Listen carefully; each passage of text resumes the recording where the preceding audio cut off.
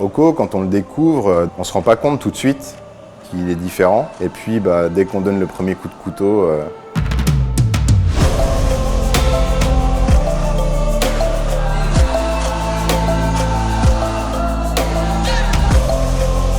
c'est une innovation parce que déjà une couverture de fèves entières, c'est un produit qui n'existe pas sur le marché. C'est la première fois qu'on va utiliser des fèves dans leur intégralité avec leur coque pour créer un produit.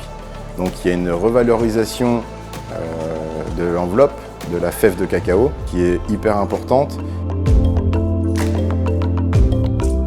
Avec Oko, on est plutôt sur un produit qui est très brut, avec du grain croquant, croustillant.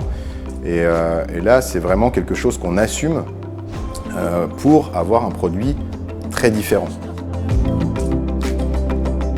Oko, c'est comme un diamant brut. C'est une pierre à tailler qui va en fait être sublimée par l'application qu'on va en faire. Et on va arriver à faire des produits très bijoux.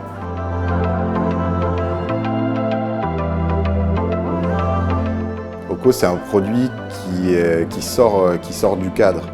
On ne peut pas arriver en utilisant Oko par hasard. C'est vraiment l'inverse.